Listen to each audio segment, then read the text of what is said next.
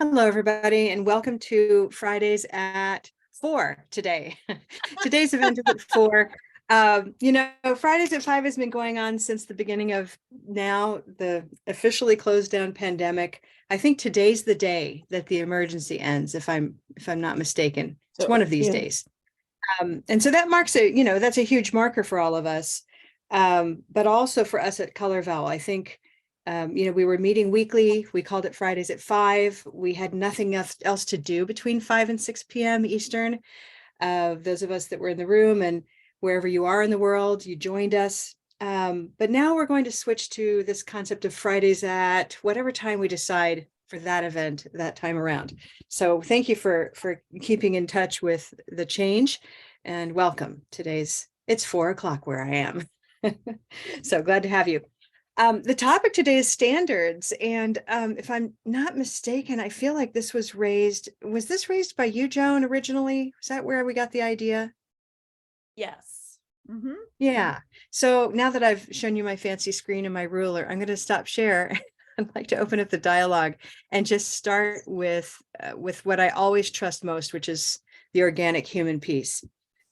Joan, I'm going to start with you. When you came to me and said, we need to talk about standards, talk to me about the concept of standards in your mind as this is going to help us. And then everyone else, I'm going to invite you to pitch in on the concept of standards. We're not going to invent this from scratch. Granted, I do have some material for you, but I really want to start with what you have in your minds first. Can we do that? So Joan, tell us what's on your mind. So, Karen, you had posted, what do you want to talk about? Or what do you want to learn about pronunciation teaching? And I just asked the question, are there any standards or objectives, lists of standards or objectives out there for pronunciation teaching? I'm having a hard time finding them. This year, our ESL professional learning community, we were working on a product. We had to use standards and objectives that are put out by the NRS. I'm gonna be saying a lot of little abbreviations and I don't even know what they mean. So anyways, Okay. and none of them talk about pronunciation. There's nothing in there, it's all very academic. All right. So I was like, and then we're being told, well, just stick to the curriculum, stick to the program. So, in my mind, I'm thinking, how do I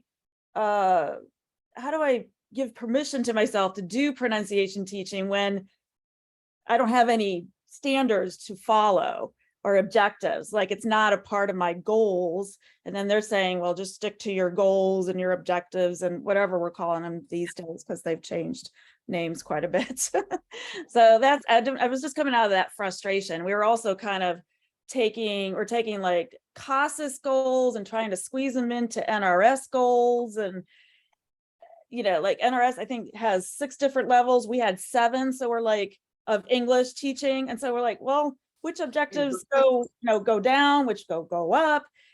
And then, there's the pronunciation piece, which is rarely included. So that's why I asked that question. Wonderful. Notice, I want you to just everyone appreciate, first of all, Joan, thank you for just starting off and sharing what's in your mind. But I wanted to, if you go back into this recording, you're going to see Joan do these little giggles. And it's these giggles that are so interesting to me because it's like, oh, I just used an acronym. I'm sure other people don't know the acronym and somebody else does and someone else doesn't. And, and then we feel awkward, and we feel awkward with these anyway, with ourselves. Like you said, I don't really know what that is. And yet we're supposed to, to adhere to it somehow. And I think that makes it hard. And I think you just put it beautifully. So thank you for that. What kinds of strings were just plucked for other people? What do you want to say about your experience with standards? Robin? Well, I want to validate what Joan said about how you have, there are all kinds of lists and checklists out there for what your program should have, and or how an academic TESOL preparation curriculum should what courses people should take and so forth. And you're right that there's not a lot about pronunciation. And I think historically it's because I would say maybe 30, no longer ago, 40 years ago, people started to say, oh, well, pronunciation is something that, we can't really teach because of, various critical period issues and so on. And so we're not going to bother, and we're going to just, hope that people pick it up, and we're going to concentrate on everything else, so and who wants to learn the phonetic alphabet anyway, so it's been it's shunted off to the side as a specialty kind of thing rather than an integral part of a curriculum. And it's only recently, what would you say, the last 15 years, Karen, people have started to realize that, yeah, it is possible to teach pronunciation after all, and there are ways to do it, but it's different from the way that pronunciation has traditionally been taught. And that's why the color vowel system, for example, works where minimal pairs don't necessarily do as well. Yeah. I really want to hear what you're saying. This idea that pronunciation has been pushed to the side. I often refer to it as not myself, but as others considering it a boutique skill or finishing school for ESL students. A lot of times when you say that word pronunciation, you just know that it's either going to hit that person the right way or the wrong way. Who's ever had a colleague or an administrator kind of balk at the notion of pronunciation? Yeah. And there's some good books out there. We don't have the money for that, or we don't have the space for that, or we don't have the course, how can you not teach? I mean, pronunciation, sorry. I don't want to get mine. Well, and we're all members of that choir, right? We all are here because we teach pronunciation, we know how to, and so forth. But it is an interesting question, why is it so hard? And there are a lot of attitudes around just that word, emotion, I would say, attached to the word pronunciation. And it's worth having a good dialogue about. But before we go any further on that, so there's this, I think what Dr. Bars just said is, pronunciation seems to be pushed to the side. These other areas are sexier somehow, or just more tangible, perhaps. Yeah. Anything else anyone want to add? Yes. Oh, I do want to add something. Sorry. There's also a stigma attached to correcting somebody's pronunciation. So because sociolinguistically, there's a meta-linguistic attitude about people who don't have standard pronunciation. It's like a taboo, or like somebody's been disfigured or has handicapped or something. Well, we're not going to point out that they pronounce it wrong, or they have a lisp, or they have, they talk funny. But what it does is it makes it impossible to learn if you just say, if somebody says something to you and you have no idea what they just said, and you just nod and go on with your business. And I'm afraid that happens a lot in classes where people are nervous about correcting somebody's pronunciation. Yeah. And it's been found there's a lot of research about this out there about teacher education programs simply not including this important competency in teacher education.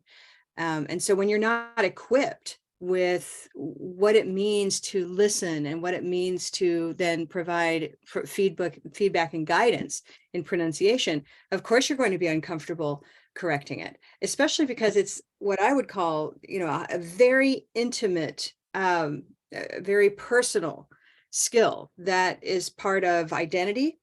How we sound is integral to who we are. And so we can get very nervous about fussing with that when we don't know what we're doing. And that's probably, I actually kind of respect that. Like, you should know what you're doing because there is a lot at stake. Yeah. Sarah, you wanted to say something.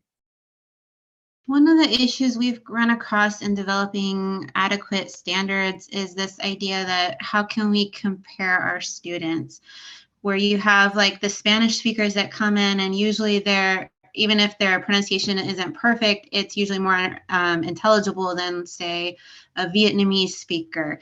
And so when we set standards, like, well, can we really expect them to make the same progress? Or should we have the same expectations of them? That's a great question. And, It's an and so interesting we're thinking question. about, Yeah. yeah, it is. It questions really what's at stake. With, if we have standards, then what's at stake, right? What's the risk? And so again, maybe it's better not to have standards because we don't want there to be an undesirable outcome for different people. Is that a pretty good add-on to what you've just said, Sarah? Yeah, I think so. We just kind of struggle to develop a way that we're measuring students' progress, but not expecting them to be all at the same place or ability. Right. Yeah. So is the standard, how intelligible are they externally, or is it how much work did they have to do to get to that point internally? Right. And are we going to use that as a gatekeeping device? Well, along with that, then comes the question of levels. You know, are there levels of pronunciation that, like levels of language proficiency? Think about that. I mean, I think about that a lot. We might have, you know, what is it to be a low-level English language learner, or intermediate or advanced? And does it mean that as you advance, so does your pronunciation? Right? They don't go hand in hand so neatly, do they? So we also have to grapple with the very real cases out there of students who are very advanced learners with very challenging pronunciation difficulties, as well as, and it's less noticeable, I'll tell you why in a minute, but the low-level student who has amazing pronunciation, highly comprehensible, and they can even get themselves in trouble in a sense because they are given much more latitude than they merit. Perhaps they might not actually be able to handle the task, but they've been identified as, oh, you're one of us, we get you. If you've ever, I don't know if anyone in the room speaks another language where they sound pretty good, but don't actually have the underlying competence. I happened to grow up that way because I was exposed to Spanish as a kid. So my pronunciation is on the higher level, very more native-like, depending on who's talking to me, of course, but my grammar and my syntax and my grasp of the deeper aspects of the language, what I'm calling deeper at the moment, were deeper for me, see? So then you can walk around with imposter complex, feeling like you speak a language, but not really. And we have learners in that situation too. So pronunciation can shuttle between being high and low and have nothing to do with level in a sense. Maybe not nothing, but not directly tied. So we have to think about level. Does anyone else want to add anything? And by the way, what levels do we, or not, sorry, levels, what standards or levels do you refer to in your own work? We've already heard NRS, we've heard CASAS. Is there anything else you want to throw out there? Things you think about when you consider levels? Yes, Robin? Actful scale is helpful. Good. The actful scale. I'm putting these down. I'm about to show everything to you. Don't worry. The actful scale. Okay. Anything else out there that you actually refer to? If you're an adult ed, it's going to be CASAS and the National Reporting System. Okay. Anything else? And I want to welcome. Hi, Luana. It's good to see you. Yeah. I enjoyed my jelly. I just want to say, she gave me some beautiful Hawaiian guava strawberry jelly at TESOL, and we just devoured it. So we're so glad to have you here. Greetings, Marta. I've not seen you here before, as well as Jill. Great to have you here. And everyone. So let's take a look. We can keep adding to this, but I just kind of want to flesh out a bit of the schema, just the idea of the landscape of standards and levels. Mentioned earlier by Joan is the National Reporting System. This is basically the national reporting system that allows adult ed programs to get funding, okay? And you have to report scores of exams that are approved by the National Reporting System, of which there are how many? There are like 2 in the whole country, something like that last time I checked. So if you use CASAS, who teaches adult ed and knows about CASAS or has heard that phrase, CASAS? Yeah, and maybe you've heard of the Best Plus. Anybody heard of Best Plus? It's a beautiful assessment, by the way. Okay, so it's a beautiful assessment for speaking and listening, among other things, but it involves a lot more training than CASAS. Okay, so CASAS is an exam. It's an adult ESL, let's call it an instrument or an exam. And so these two actually go together a lot because CASAS is widely available and widely used and affordable. That's important too, okay? ACTFL, help me out. Who knows the acronym in full? American Foreign language. Council of Teachers of Foreign Languages, something like that, I think. I used to But know this- it exactly. Yeah, so this is it's not the same as the State Department scale, but it kind of goes with the State Department scale. So they've got they have all different languages, and English is just one of them. But so they all they're all very similar in their the levels that they use. Right. And so the ACTFL scale has been around since about World War II, about 1940, when it was developed. Yeah, that would make sense. Yeah. And it's still around. Yeah. Wonderful. I just want to, again, come back to some others. The concept of levels comes up in CASAS. It comes up in the ACTFL scale. Some that are now much more widely referenced, the CFER. Who's heard of CFER or seen that acronym? Yeah. So CFER, and somebody might say, I'm an A1, I'm a B2, that kind of thing. And this is especially relevant, I find, among non-native English speaking teachers who often will come to the table saying, I'm a B2, I'm a C1, because we have such a large population of English teachers in the world who are themselves non-native English speakers. So great point of reference, not just for them, but for learners around the world. Used widely in Europe, as referenced in its name. It's the Common European Framework for References of Languages. And that's used, again, like ACTFL, across languages, not just English. So it kind of gives us an apples to apples concept of level of what we can do in a language. Okay, so that's just worth, I don't know, is this interesting to anybody? Raise a hand if this is a little interesting. Okay. I just thought I'd do like a little broad, I don't know, let's get in the pool and look at the concept. I feel like all standards, if I think of that word, all standards refer to levels. So I'm looking at levels, right? One more level-based concept or structure that I want to share is WIDA access. Who's familiar with WIDA access? Yeah, Joan. That'll happen more in the K through 12 arena. Okay. So for example, I think it comes up in the spring. ESL students are tested every year to assess, how much of an ESL student are you still? And have you tested out? Are you no longer an ESL student? And so the 5-point scale that they use is very widely used in one way or another. And I just thought I'd share that with you. Entering, beginning, developing, expanding, bridging. So I really love WIDA references for a couple of reasons that I'll show you. Because I think it inspires me to think we are ready and we can develop standards for teaching pronunciation. And I've already kind of given it away that there aren't really any yet, but they're coming and some folks are working on it. So I'm going to show you some of that work too today. Okay. Let's take a look. One thing that Robin said earlier that I'd like to return to was this idea that pronunciation, it was, big and popular 1940s when we're trying to create a bunch of spies to be able to collect information. They have to have really, top-notch pronunciation to do that.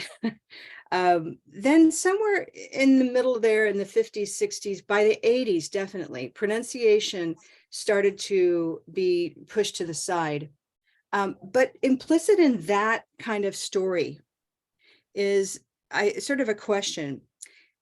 What's equivalent, right? Like, remember the song from, is that one of these things is not like the other? One of these things is not the same. Okay, so which one is not like the other? You ready? A what? Sesame Street. Sesame Street, thank you.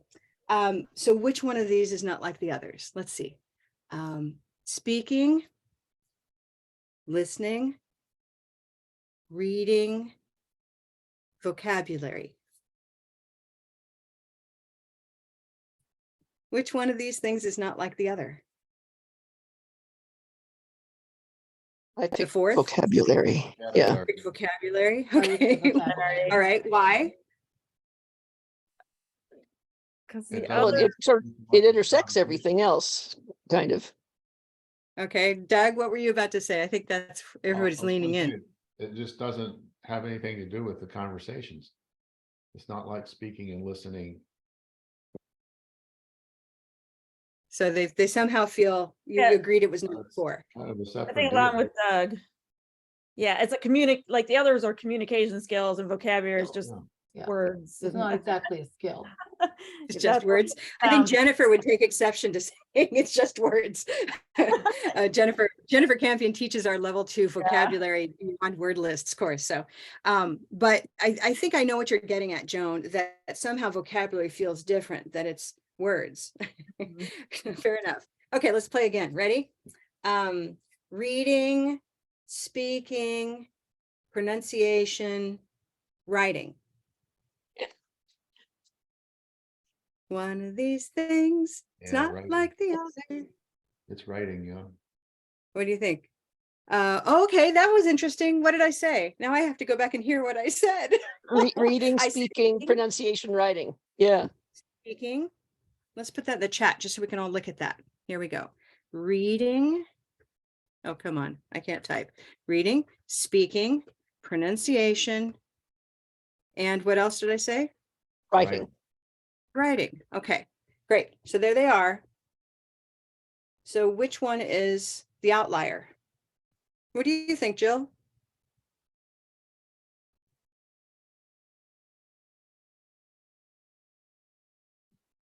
Yeah, I guess I kind of agree with Doug. Writing. Writing? And what makes writing the outlier?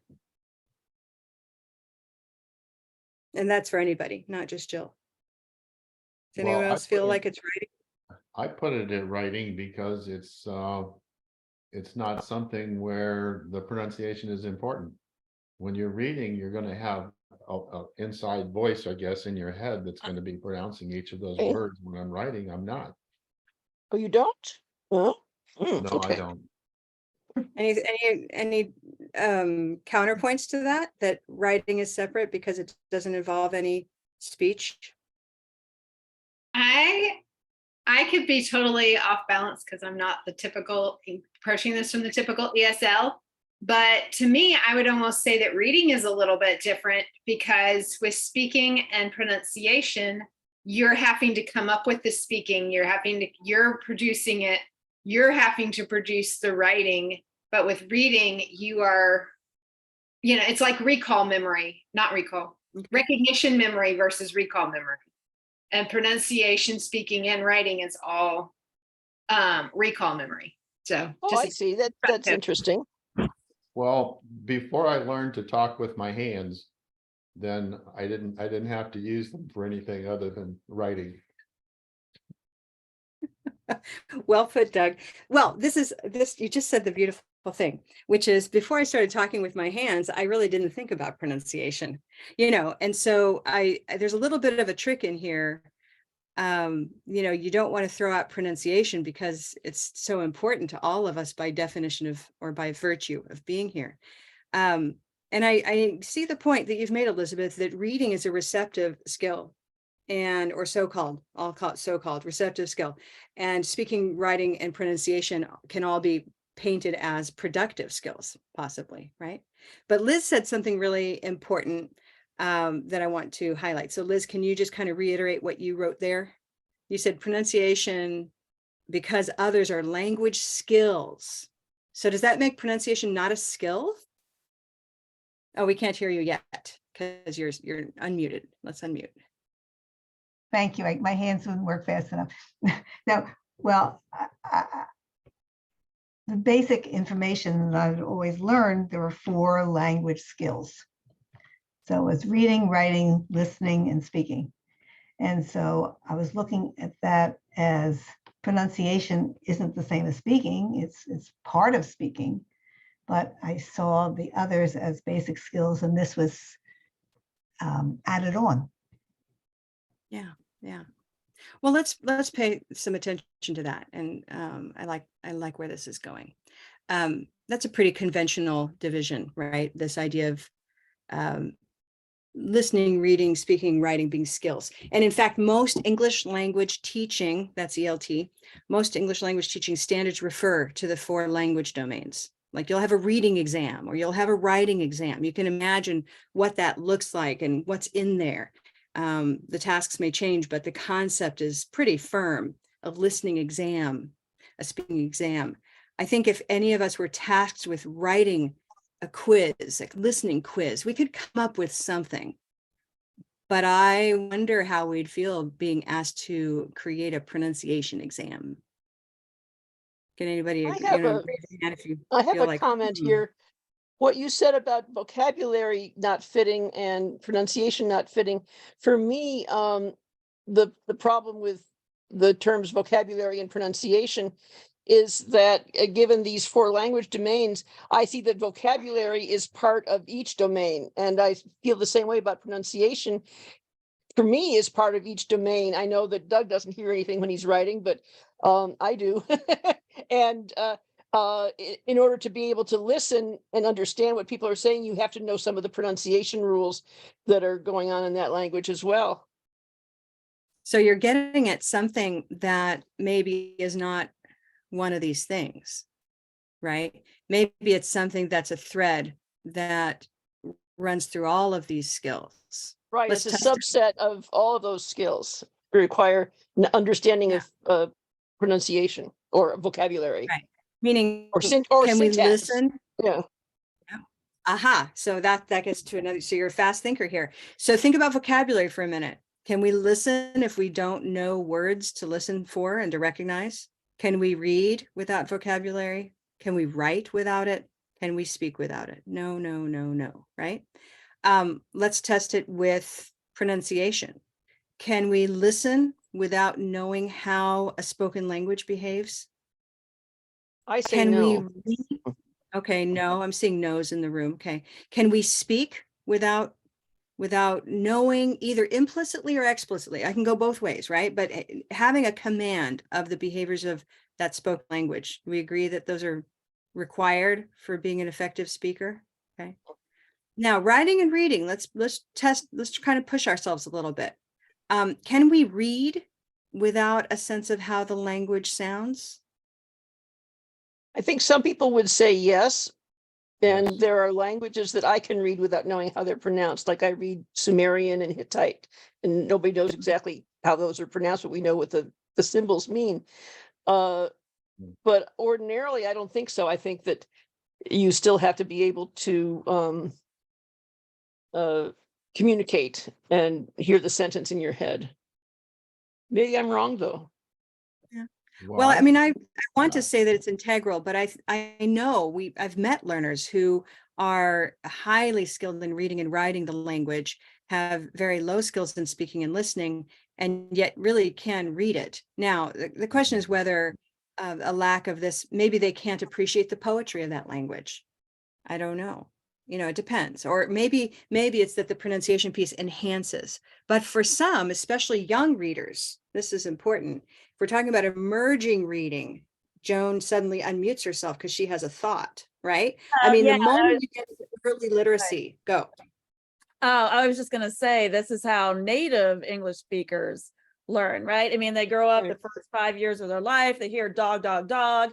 They hear, and then they get to school, D, D, G. They see, here's the letters, here's the sounds, and they're like, oh, dog, right? So that, yeah, it's important for native English speakers. The problem is, non-native, they don't have that background. So it's a little different approach. Yeah, And I worked on a go ahead, project. Doug, and then Sarah. Yeah, I worked on a project once and we had an engineer that was from Puerto Rico. And he grew up speaking Spanish, and when he went to college to study electrical engineering, all the books were written in English, but the professors would most of the time lecture in Spanish. When he came to Texas to work on this project, he didn't understand English for about six months maybe before he was comfortable again, because he was reading all of those books with his Spanish accent. Mm. But he Yep. could read quite well, and he did quite well on his electrical engineering exams, and he was a good engineer. But his English wasn't as good as he thought it was. So it could really set you back if you don't have the listening, speaking, and reading in tandem, right? It can be a Right. setback that can be overcome, maybe. Sarah. What I was thinking actually went along kind of with what Doug was saying. We are taught to divide it into 4 different skill sets, but really there is no 4 separate skill sets. And so I've had difficulties with learners when they're reading or writing, and I say one word and they like, I don't know that word. I'm like, yes, you do know that word. But because in their mind they're pronouncing it differently, they think they don't know it and they don't know how to read it or write it. Or maybe they'll read a word out loud and I'm like, what are you saying? So it all really comes together, and I feel like pronunciation is important in reading and writing as well. Well, let's keep exploring that, because I agree. One way we're going to look at this little intersection among the 4 in just a moment, but I wanted to reference, my favorite little scale down here. I'm fond of WIDA. I had to teach a course in assessment, and I spent a bunch of time with it, and I kind of watched it in action, and I have some respect for it. I want you just to see how it plays out. Like, this is a real, here's a can-do descriptors. That's the other thing I like about WIDA, is that they don't use words like rubric. I mean, they use rubric, but they just make it very friendly. I guess that's my point, right? So can do, everybody can identify with what can you do. I can, right? I can point or show basic parts, components, features, etc. of organisms, persons named orally. This is for grades 9 through 12. So they get very specific. Grades 9 through 12, then you have middle school, you have upper elementary, lower elementary, and K and pre-K, okay? And this is the kind of document that's used as a reference point when testing is done. And testing is, in this world of WIDA and elsewhere, it's high stakes for the schools, and it's high stakes for the learner, because they can end up becoming, I'll call it, trapped in the world of ESL, the box of ESL, and not ever age out of it or skill themselves out of it. So they need these to be able to climb the rungs of the ladder and know where they're going. So look again, we see listening, we see speaking.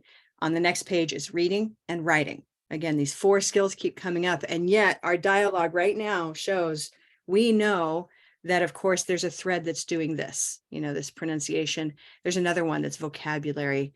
There's another one that Dr. Barr referred to, which is syntax, grammar. Okay. Right. These are not exactly language skills, in other words. They're something else.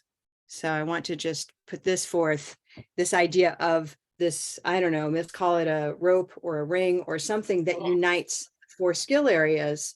And we can think of those as these competencies: grammar, vocabulary, and pronunciation. Without these, none of the skills can come to fruition.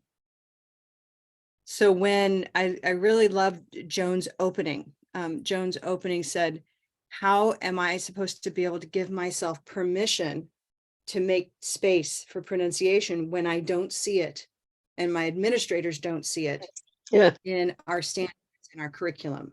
And so that's the very important question that we have to ask ourselves, is how do we convince? Now, we don't need to convince ourselves. We've seen how students ache for guidance in how to speak effectively. They want and need to know how English works in the spoken realm. And we have ways to do that with the Color Vowel approach. But once we know this, who's ever tried to talk a colleague into liking Color Vowel, the Color Vowel approach as much as they do? How many have had it not go as well as they wanted? Yeah, exactly. Like, it's like that favorite book you just read. You're like, you have to read this book. You even buy it for somebody, like, thanks, I don't really want to read that book right now. It's almost like, because you're enthusiastic about this thing, they resist it. And that often happens in the workplace, right? And so rather than trying to become the champion and tell everybody out of enthusiasm, it'd be great if we knew how to appeal to what is already in the books, the curriculum. If we could go and say, did you know, speaking effectively requires phonological awareness. Reading effectively requires phonemic awareness. And if you can get at the underlying architecture, that's this grammar, pronunciation, vocabulary, that's the underlying architecture of language. If you can pull those into play or put them into play in the person's mind that you're speaking to, you may find that suddenly all eyes are turned to you. You know, you really have something to say. We need to understand this better. Okay. Earlier today, I said that there's not a lot out there for pronunciation teaching or learning standards. And in terms of learners, I would argue that one reason there isn't to date is that it's very, very difficult to write a valid, reliable, or create, don't take the word right out of there, create a valid, reliable pronunciation assessment tool. And I can say that in a hard-won way. I mean, with Blue Canoe, we are working on that, right? We're trying to create an assessment tool that's reliable, valid, and so forth. And there's a lot of good work being done, but think of all the variables just in this room. You know, we speak in a lot of different ways. We all have different accents, yet we all understand each other, and we have the hardest time putting our finger on why we understand each other. And that's what a good pronunciation, a valid, responsible pronunciation assessment would have to do. It would have to identify what that thing is. It would have to acknowledge that it can't be universal, probably as an exam, because it's going to be situated in a context. So a pronunciation assessment in Scotland, as if anybody went to our recent session on accent diversity and so forth, we had our presenter Gemma presenting on what it was to be in Edinburgh and how students were really surprised at how many different accents there are in Edinburgh, not just Scottish accents, but international accents and British of all kinds, right? So an exam there would be very different from a pronunciation assessment in the South, possibly. You know, so then everybody could say, well, forget it, I just won't do it. Or can we get to the Holy Grail and find, you know, the magic elements? I don't know. Robin. Well, I've also found that pronunciation assessments can be really subjective because well, I mean, I went through the ACTFL training to be a rater, and so some of the raters paid a whole lot of attention to specific phonemes that I guess I would say the person recorded, the person we were listening to didn't pronounce right, and other people were paying closer attention to, well, do I understand what they're saying or not? And each rater, there's not a lot of inter-rater reliability, and that was one of the things that we had trouble with, because you know, if you're used to listening to speakers of whose native language is Thai or Spanish or whatever, then you're more likely to be able to understand them. So is there a single way of evaluating objectively how easy it is to understand somebody? I mean, even though that's what I would pick as the criterion for pronunciation. And I had an additional question. Somebody mentioned the CASAS test, and I give CASAS test to my students at the Washington Literacy Center, but I don't recall a pronunciation test. Do you know, is there one, or a speaking test? Is there a speaking test for that? There is one. And does anybody want to talk about CASAS? I know quite a bit about it, but I'm happy to defer to somebody who's been using it recently. How do they grade that? We haven't done the speaking. We didn't do that, so I don't know that. Exactly. Nobody does the speaking part of CASAS. They do the reading. It's always the reading. It's the accessible one. It's affordable. You know, it's easy to mark if you're doing the paper-based. It's not too expensive if you're getting the electronic one. It's just the reading one that they use typically. I mean, I don't know, maybe tell me if I'm wrong, but that's a pretty standard practice in adult ed, is They use the reading one. And of course, that leaves us with, huge gaps of knowledge as far as the student's actual full proficiency goes. They could have other talents and skills that simply aren't measured on that day with the CASAs. So any other? Karen, are you familiar with the speak test?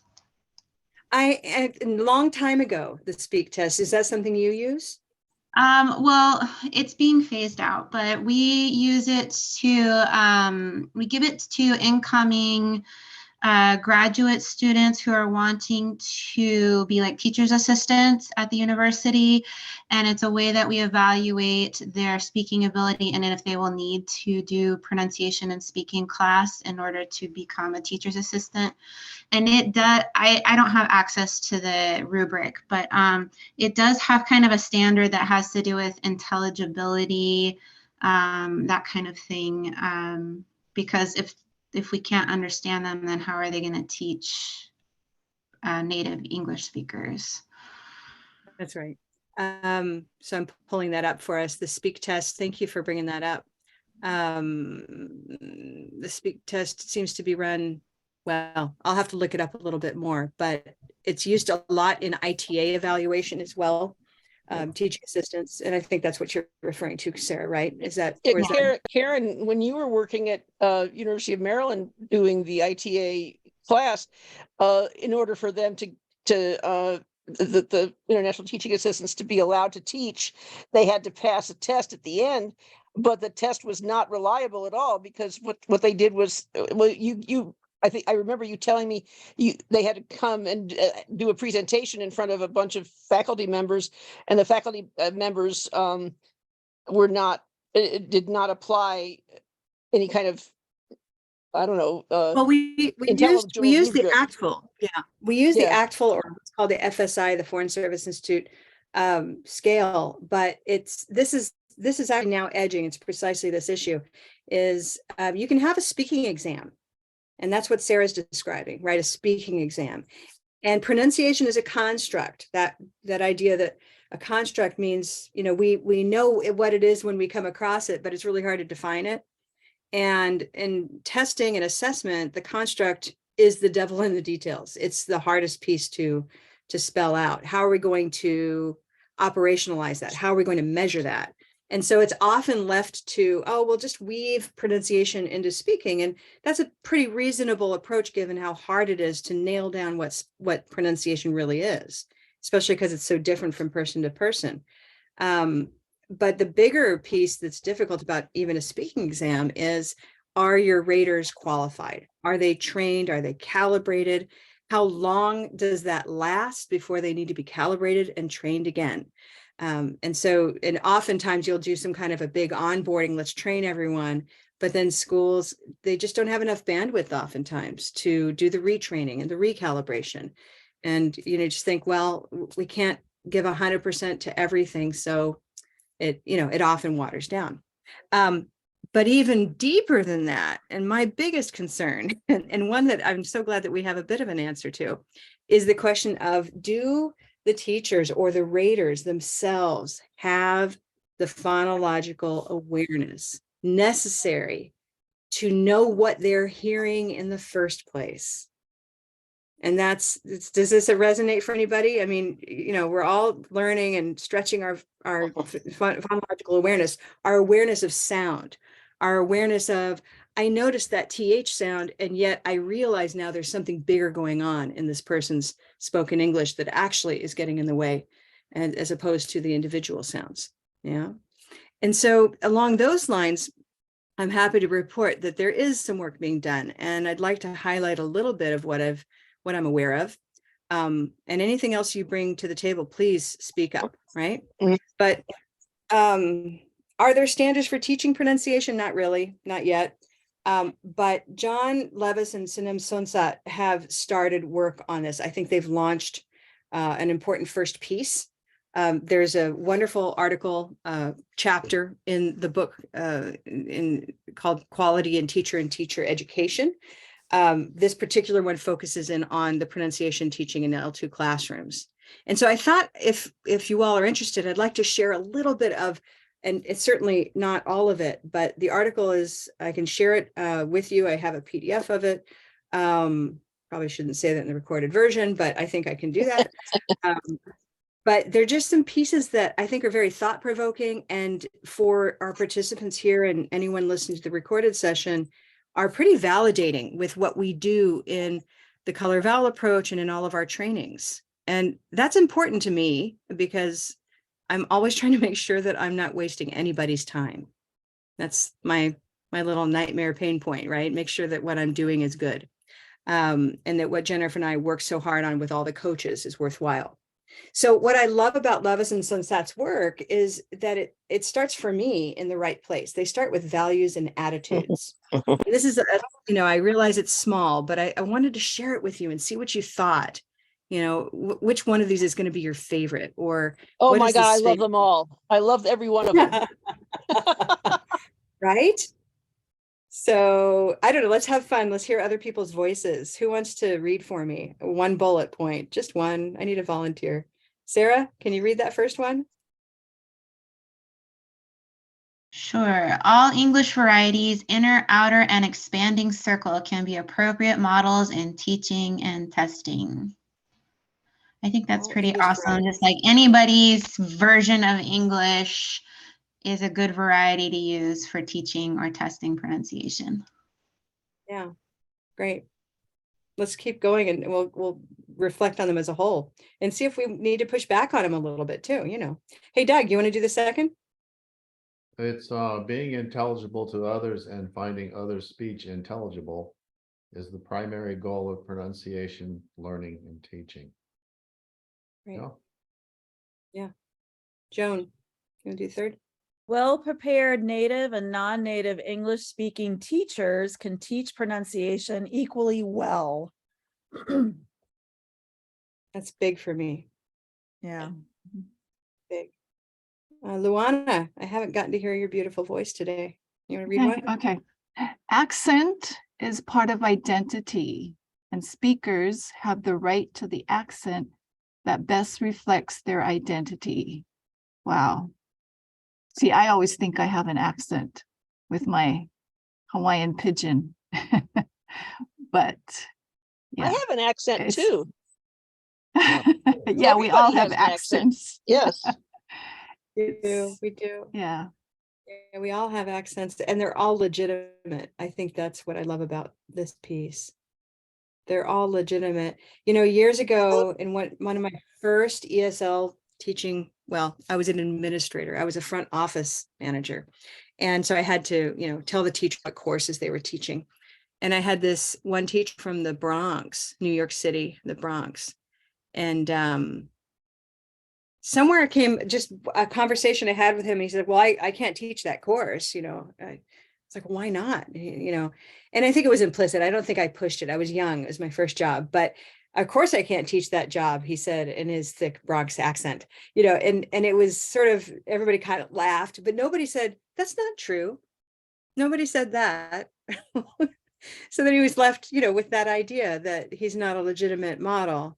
And granted, we were in Maryland, central Maryland. So we would need to think about not his accent, but what does he need to know about the various ways? What kind of phonological awareness does he need to know or to have in order to be aware of how English is spoken, not just in his way, but in other ways too. So there's a lot that goes on in that memory of mine that's plucked here. Yeah. How else do we feel? Does anybody want to push back on anything? Are there any sort of like, we know this is good, but I have to push back simply on the sociolinguistic front. So yes, everybody's accent is appropriate, and you can pick the accent that reflects your identity, but you also need to be aware of which accents are stigmatized and which accents are considered to be I guess you'd have to say higher socioeconomic class. So if you want to get that job, maybe you need to speak in a particular way that's not your preferred accent. And we need to respect that when learners come saying, I need to sound less this or more that. Yeah. I've had teachers, flinch at that notion. Or I simply need to sound, I think I myself have struggled when I had a student say, I just need to sound like I don't have an accent, that notion. And I said, oh no, accents, we all have accents. I said, you know what? I just want people to stop asking me where I'm from. Yeah. That was, I finally write it down to that. Like, I just get tired of people asking me where I'm from because I want to do other things with my time than tell them where I'm from, and it's like, well, good luck, but we can work on that, I guess. So yeah, this is a good what about, what if. I'll just kind of put that in some kind of an interesting noticeable color. There's blue, right? So we should, I think knowing the kind of work that John Levis has done, these are made for us to grapple with. They're made not just to accept as gospel, but rather we need to ask ourselves good questions and come up with good responses to move forward. Anything else here? Can we try one more? Oh, yeah, go ahead. I was thinking about, how pronunciation is tied so much to listening ability, and we need to think about who are the people that our students are going to be listening to and speaking to. Because if your accent or the person teaching them, their accent is so much different than the primary population they'll be speaking with, that could interfere with their ability to understand.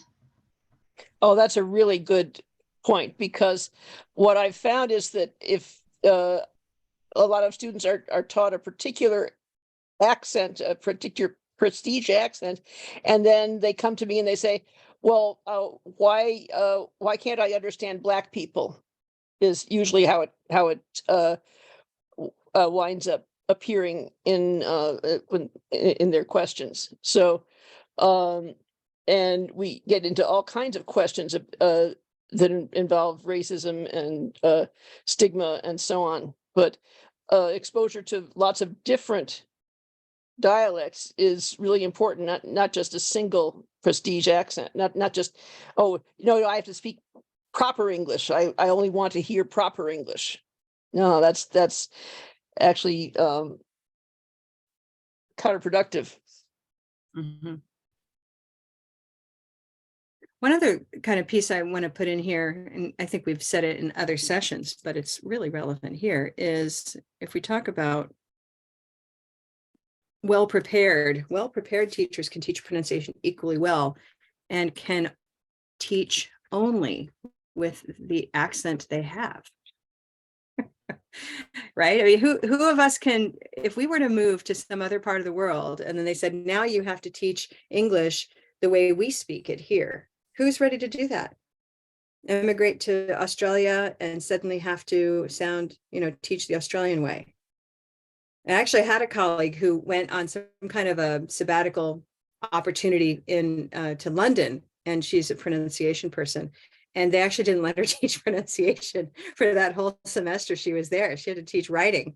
She just wasn't considered a valid model. This was, this is my career lifetime. This is not long ago. So there's a lot going on when decisions are made about hiring and who gets to teach and what learners are trying to do. Neat. Let's look at one more. We could do this, there could be a whole course around this, but I just wanted to expose you to a little bit of the work they're doing, because I think it's pretty important, and we could keep working from that actually to develop standards over time that are, even more manageable and operational. How are we going to say that? Operationalizable. I like that. Okay. All right. So let me just show you briefly. The article is worth, I'm going to put this up. Where can I put this up?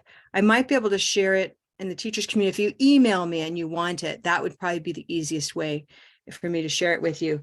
But this is the article, and this is the chapter of the book cover here, or the inside cover. And then in the chapter, the way it's organized is around just saying, let's start looking at context, methodology, assessment of learning. What do teachers need to know, and what do they need to be able to do? And if you have worked with us at all, you know that what we do all the time is explore that line and that connection between knowing and doing spoken English, right? And so I love the way they've laid this out. Resources, what do you need to know about resources? What kind of skills do you need? Independent learning. So it's a pretty short article, very informative. And that's a little bit of where these little screenshots are coming from, okay? I want so that. I haven't seen that. Yeah, So it's pretty send it neat, to all right? of us. Aaron, I think you might be able to drop the PDF in the chat. Oh, and that's a good you point. grab it from that. Good point. Good point. Levis. Let me just find Levis. That's true. Let's just find it. There it is. Let me find the chat. Good point. Right now, it's going to be done. Boom. There you go. Thank you so much. So funny how we can just have like a blip, you know? Wow. Like, oh, that's right. We can make this really simple. Beautiful, everybody. Thank you so much, Jill. And so the methodology was the other piece I wanted to look at closely, briefly, and we can get excited and decide if we want to talk more another time. But under knowledge, you know, you've got, let's just do a checklist, like a check, right? Let's see what we have. Do we know how sounds are articulated? We'll do like a 3, 2, 1. How about that? Like a room of self-assessment. Yes, completely. 2 is like, I'm pretty good. And 1 is like, ooh, I need to learn more about that. Okay, so let's just go that way. Ready? So how sounds are articulated. All right. How sounds are represented by phonetic symbols. Well, you know, in my world, I've made it easy for you. You know, you don't have to, but it certainly helps over time when you know, if you want to move into research or anything like that.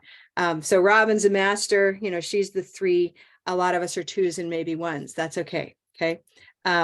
And that's my kind of mission, is to get the word out there that there are ways to train teachers without that requirement.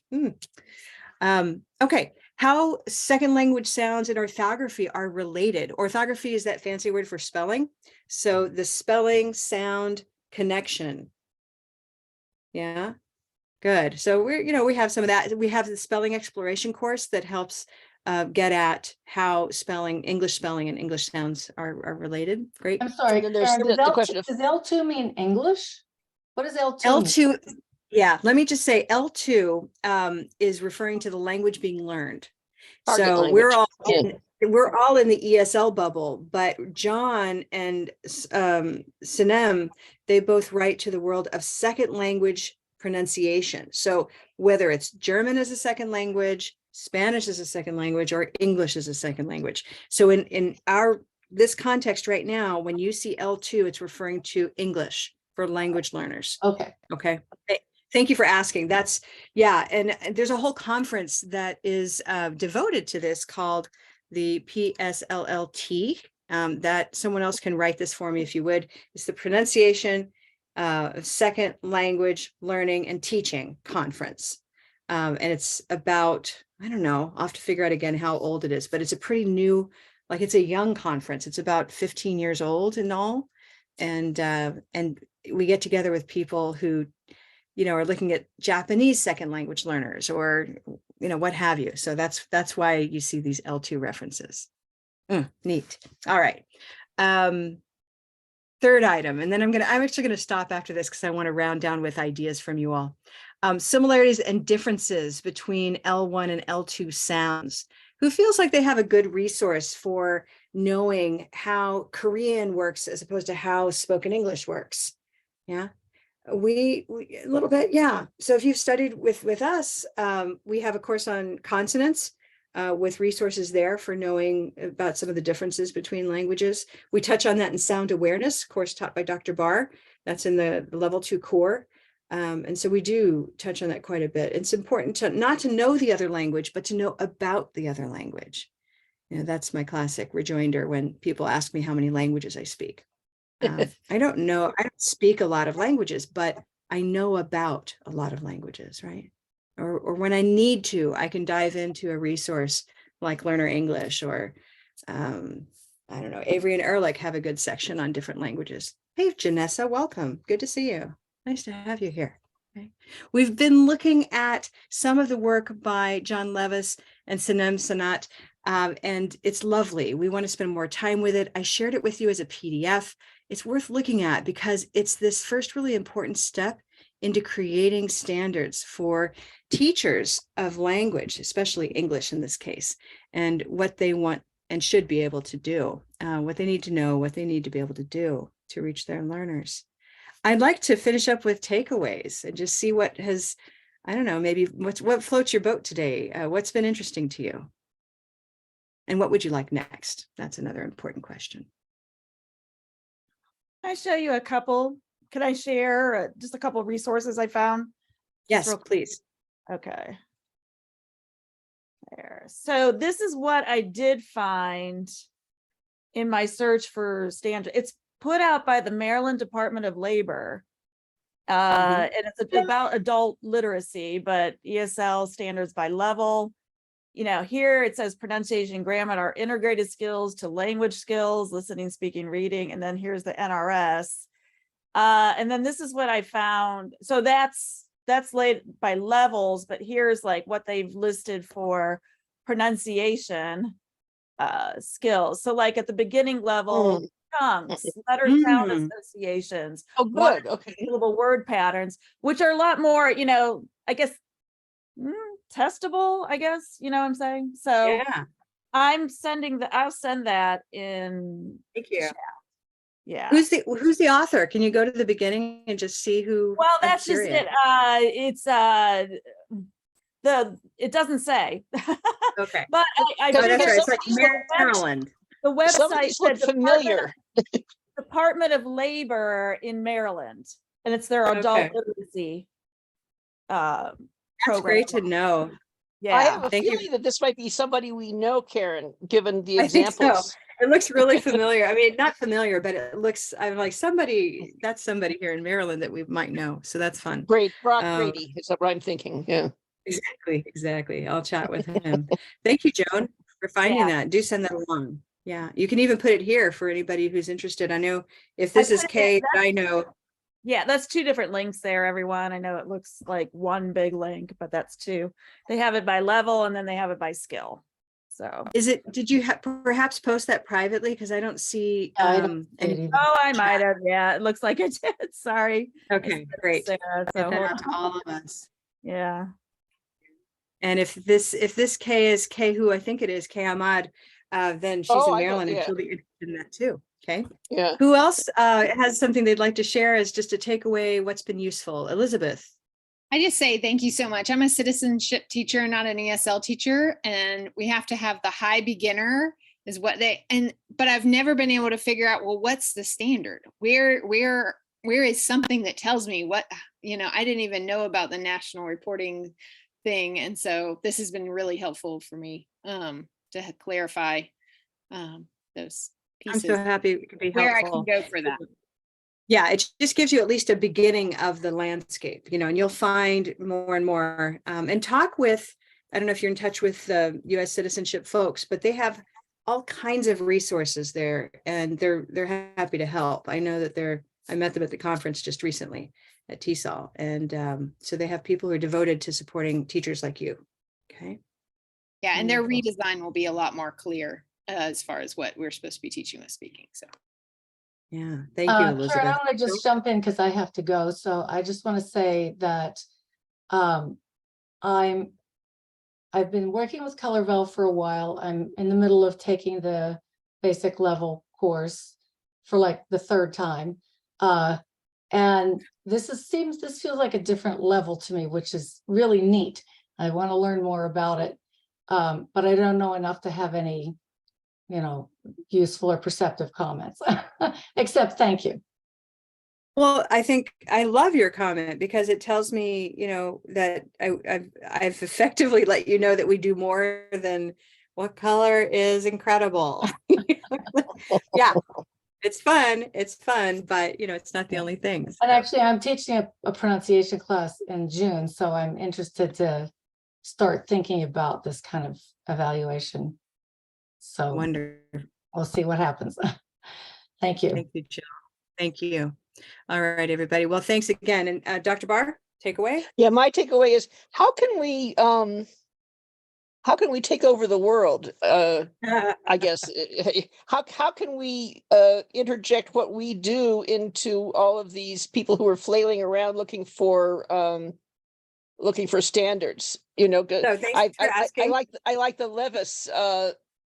That seems like a good start, and he knows about your stuff, so. He does.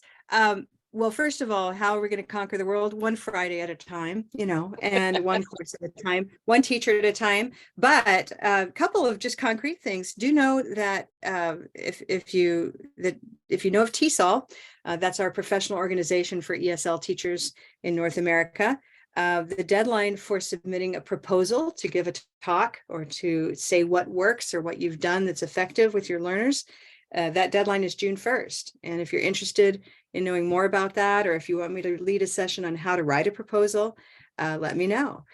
So a lot of this is spreading the word either officially through conferences, that's what teachers do, or in that more personal way of sharing with a teacher or a colleague what you've done that's been effective. And then we're back to trying to convince everyone that this is the best thing since sliced bread. But if you don't want to be that person who's pushing it on your colleagues, we have support resources. We have PowerPoints that we can share with you if you want to give a short brown bag.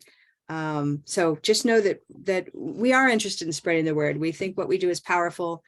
We know it's powerful because we see it in the learners. So thanks. A couple of logistical things, just housekeeping. I sent out a newsletter today. You should have received it. If you didn't, please go to your spam. Go find that email somewhere. I think it is officially from Jennifer Campion, and go mark that thing as not spam so that you receive it more easily in the future, right? So it doesn't go to your spam. That was my housekeeping. So any final comments, or are we done? Karen, what is that mail about? That's my newsletter from today. And so it has a link to a blog I just posted. We had a great time in Pure English Practice this week. I don't know if anybody got to be there. We had a blast. And I just decided to put it up there as it's not a perfect session, but the learners got to practice a lot. They asked me questions that I did not expect. And I feel like that was a class worth, I'll share that one. I did So not there's a little get bit. I did not get it. for It's that. not in my spam. The only thing I did get was a reminder for this afternoon. So what list do I need to put myself on? Yeah, I'm not seeing it either, Karen.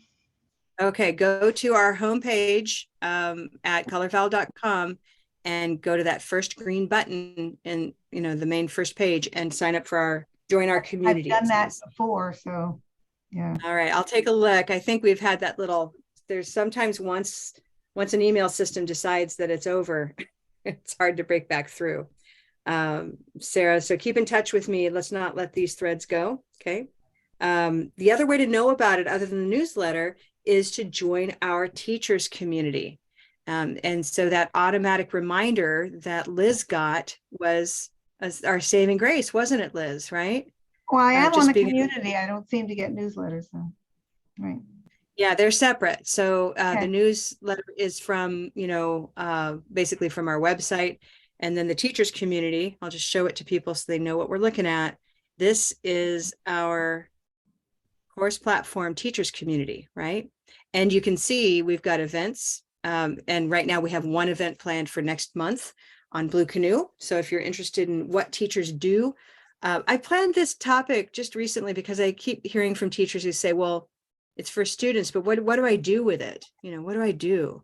And I thought that's a pretty deep question. So if you're using Blue Canoe in your classrooms in some particular way that you find effective, contact me. Let me know. I'd love to have a couple of co-presenters on this. I know Lynn Swanda will be joining me on this because she teaches with Blue Canoe a lot. So there's that. And then you can always post, like there's Luana. She just posted recently. How can I access the teachers community? You just did. So I'm going to love that and say hello. Okay. So we're all set on that. And you can see how this moves along. Okay, everybody. So do join the teachers community when you have an opportunity. Thank you for being here today. It's been such a pleasure. Yeah. Have a great weekend. Be safe and see us again sometime. Okay. Be well. Bye-bye.